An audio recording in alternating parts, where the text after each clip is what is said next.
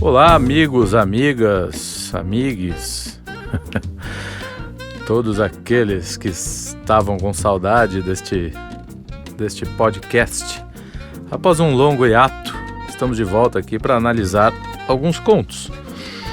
E o conto escolhido desta noite, desta tarde ou desta manhã, depende do horário que você nos ouve. É muito estranho falar nessa linguagem meio radiofônica, mas é divertida. Então, e o conto escolhido desta vez é Desenredo, de João Guimarães Rosa. Este conto está no livro Tutameia. O livro condensa várias mini narrativas, né? O Guimarães ele tem o romance conhecido, muito mais conhecido pelo Grande Sertão Veredas, que é uma obra-prima da nossa literatura, e além disso ele também é um grande contista. Tem alguns livros, As Primeiras Histórias, né, que tem o conto, agora me foge, mas eu vou lembrar, Terceira Margem do Rio, que é um conto muito, muito conhecido, muito bacana. Ele tem o Sagarana, que tem A Hora e Vez de Augusto Matraga, alguns contos bem, bem conhecidos e inclusive acho que já filmados até. Já neste livro, ele abusa um pouco mais da sua linguagem, né? Ele espreme um pouco mais dela. E o conto Desenredo, ele faz um jogo muito interessante com a linguagem. Ele demonstra que toda a sua capacidade de, além de ser um grande contador de história, de ser de ter muito humor, porque esse conto ele é bem divertido. Ele conta uma história aparentemente banal, né, de um adultério, mas a forma como ele conta é o que faz toda a diferença. Na verdade, essa é a graça da literatura.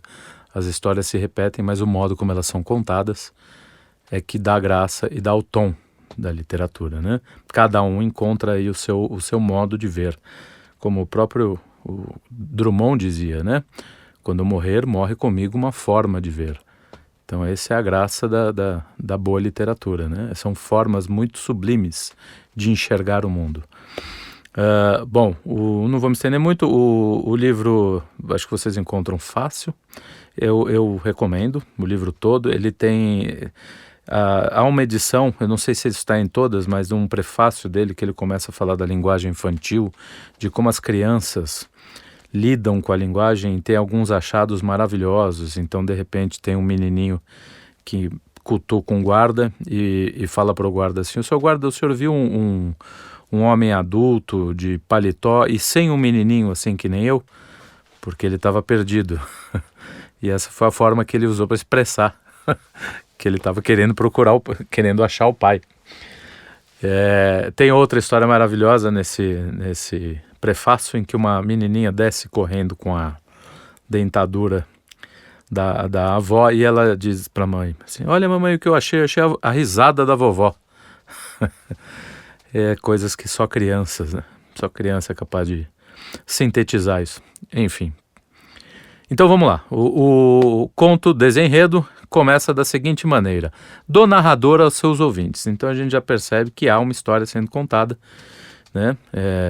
Não há nenhuma questão de ser verossímil, de passar uma ideia de verdade. Aqui ele está dizendo: eu vou contar uma história. Então, do narrador a seus ouvintes.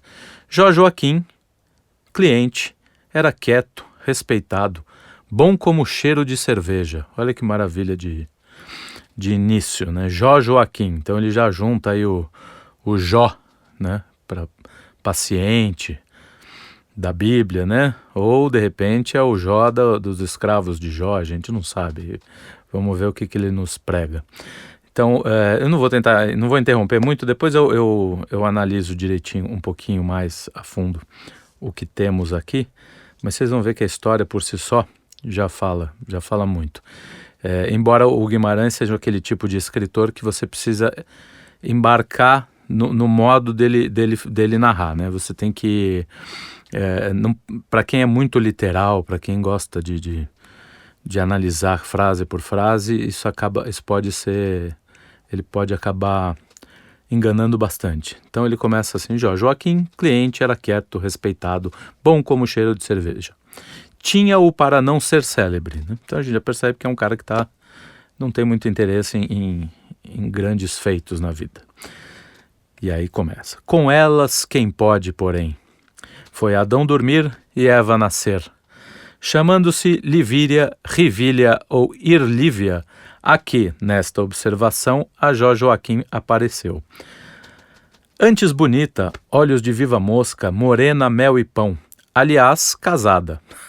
Como ele explica que ela é casada. Aliás, casada. Ele vai dando as descrições dela e aí diz esse pequeno detalhe, né? Pequeno detalhe. É interessante como ele mexe com as expressões, né? Olhos de viva moça, em contraponto a olhar de mosca morta, morena, pão e mel, né? Cor de pão de mel, morena, mel e pão aqui. E no de cima você vê que ele não liga muito para o nome da moça, né? Livíria, Rivília, Irlívia, ele não está muito preocupado em quem é esta jovem aí que aparece, a Joaquim. Sorriram-se, viram-se. É uma inversão bacana. Primeiro sorri, depois vê. Era infinitamente maio, essa expressão é muito boa. E Joaquim pegou o amor. Enfim, entenderam-se. Voando mais em ímpeto de nau tangida a velo e vento, né? Dizendo da tempestade, né? Que, enfim, é a maneira dele dizer que eles seguiram aí a fúria da tempestade, né? A força da tempestade, do amor. Mas muito tendo tudo de ser secreto, claro, coberto de 7 capas. Então aí já tem que ser, enfim, casada, aliás, casada, né? Porque o marido se fazia notório, na valentia com ciúme, e as aldeias são a alheia vigilância. Então, ao rigor geral, os dois se sujeitaram conforme o clandestino amor em sua forma local, conforme o mundo é mundo. Todo o abismo é navegável a barquinhos de papel. Essa expressão também é maravilhosa, né? Aquela coisa de você estar sempre à beira do abismo e continua navegando com a maior pureza desse mundo. Não se via quando e como se viam, né? Mostrando que a coisa era bem feita, né? Então não se via quando e como se viam. Joaquim, além disso, existindo só retraído minuciosamente. Esperar é reconhecer-se incompleto. Olha que beleza também. Eu estou parecendo meu narrador de futebol, vou parar com essa coisa, tá? Dependiam eles de enorme milagre, o inebriado engano. Até que deu-se o desmastreio. Desmastreio é uma espécie de quando a mulher ela tem um atraso de menstruação, enfim, mas aí no caso ele não usa em relação a isso. Ele usa isso para confundir a gente e para dizer que isso deu-se a confusão. O trágico não vem em conta-gotas, né? Aqui para dizer que o trágico não vem em conta-gotas. Apanhar o marido ou a mulher com outro, um terceiro, sem mais cá nem mais lá, mediante revólver, assustou-a e matou-o. Olha, em uma frase ele resolve toda a história do sujeito que pega a mulher no flagra. Então ele diz: sem mais cá nem lá, mediante revólver, assustou-a e matou-o. Ou seja, a gente já sabe o que aconteceu numa única frase. Disse também que de leve a ferira, leviano modo. Vamos mudar aqui a página. Joaquim, derrubadamente surpreso, no absurdo desistia de crer, e foi para o decúbito dorsal, por dores, frios, calores, quiçá lágrimas, devolvido ao barro, entre o inefável e o infando. Né? Ou seja, né, o homem... Você vê que o Guimarães já fez uma referência a Adão e Eva lá no começo, né? Adão veio do barro, e aqui o nosso amigo Joaquim volta ao barro depois de descobrir que a mulher estava com um terceiro. Olha que maravilha. Né? E aí ele está no decúbito dorsal, né? A gente sabe o que é o decúbito dorsal. Todo lá triste, entre o inefável, aquilo que não pode ser dito, e o infando, aquilo que é terrível, né? Que é ruim. Imaginara jamais a ter o pé em 3 estribos. Isso aqui é sensacional também, porque o estribo a gente sabe, só existem 2, não existem 3 estribos, né? Como é que uma mulher cavalga em 3 estribos? Enfim, coisas do Guimarães. chegou a maldizer de seus próprios e gratos abuso-frutos. Reteve-se de vê-la. Proibia-se de ser pseudo-personagem em lance de tão vermelha e preta amplitude. Ela longe, sempre ou ao máximo mais formosa, já sarada e sã. Ele exercitava-se e aguentava-se nas defeituosas emoções. Jó Joaquim, né? O Jó. Enquanto ora as coisas amaduravam. Ou seja, né? Está passando o tempo. Todo fim é impossível? É uma pergunta.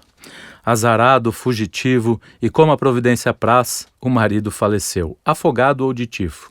Mais uma vez o narrador mostra que não está muito interessado, nem sabe da história de como o marido da moça, que ele também não sabe direito o nome, morreu.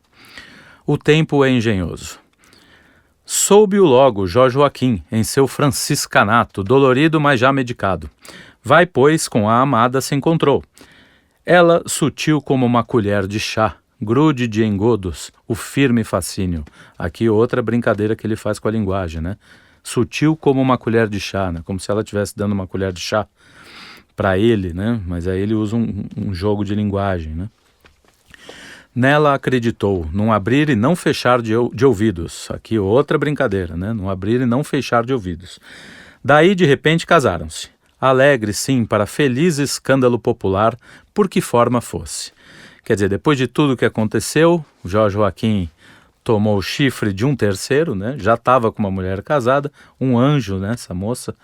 E ele, depois de descobrir a traição, o marido morrer, ele ainda assim foi lá pela força, pela tempestade que ele estava e casou-se com a querida Elvira, Livira, Vervilha, não sei.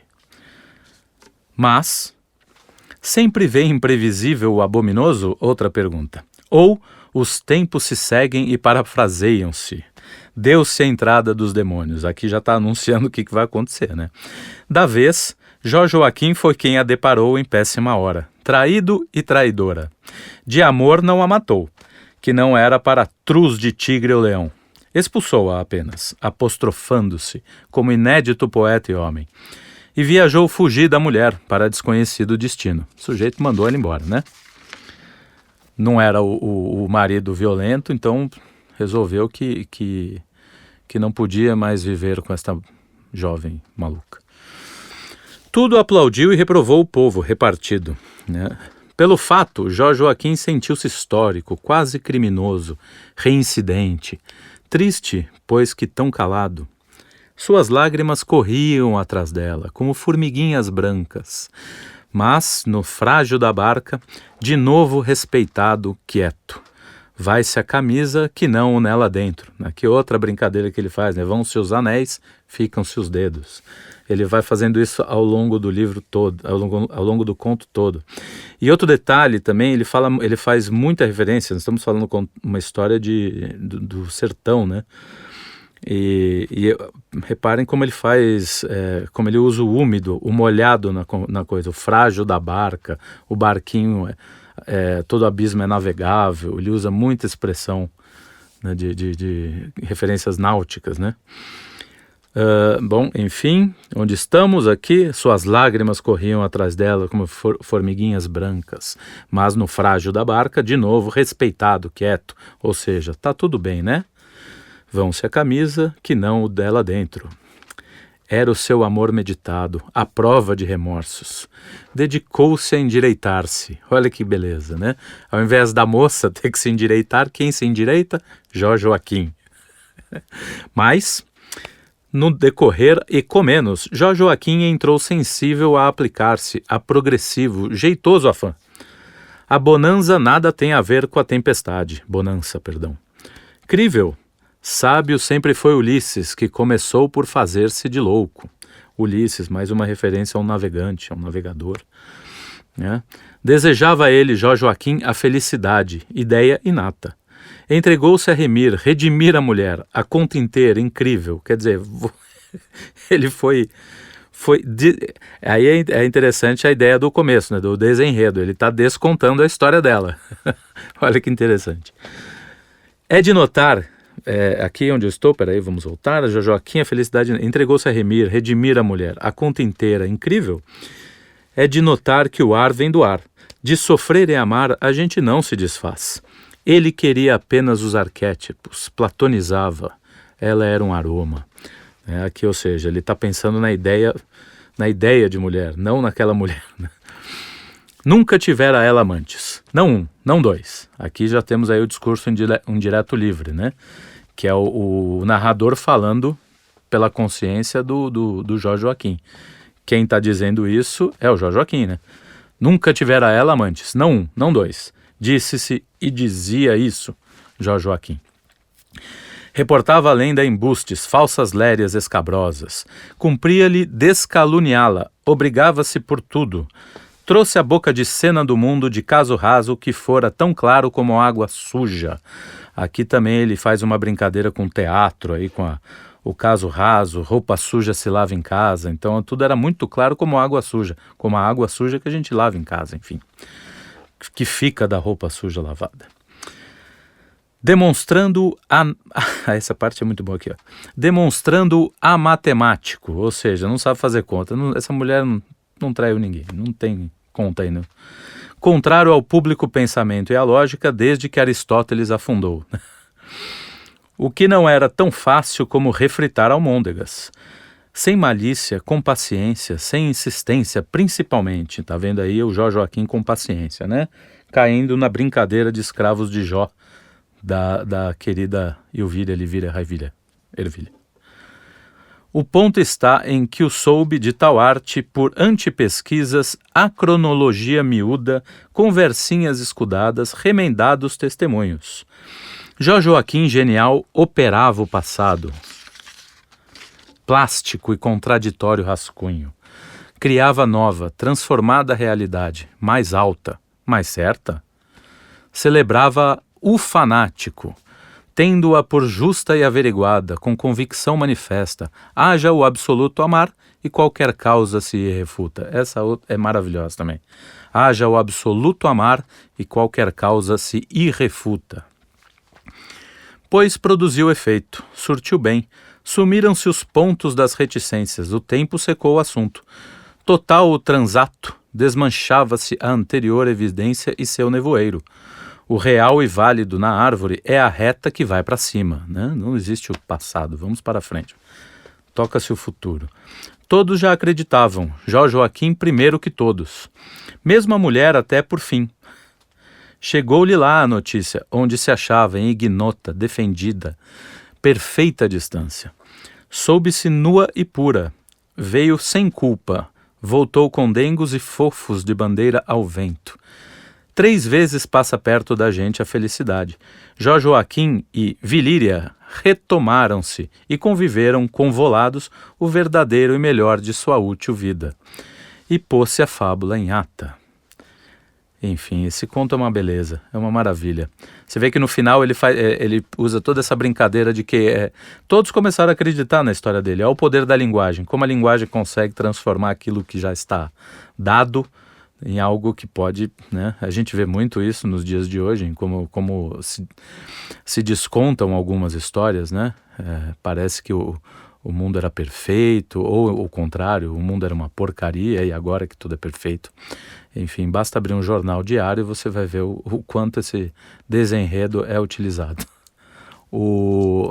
Mas aí há um humor todo especial do Guimarães, que ele fala assim, né, todos já acreditavam, Jorge Joaquim primeiro que todos, claro, ele que inventou a história, mas o mais legal, o mais divertido é a mulher, porque chega a notícia à mulher e ela se descobre nua, soube-se nua e pura. Olha que maravilha. Voltou sem culpa, né? E aí a maneira do Guimarães dizer que eles viveram felizes para sempre foi, né, retomaram-se, conviveram convolados o verdadeiro e melhor de sua útil vida.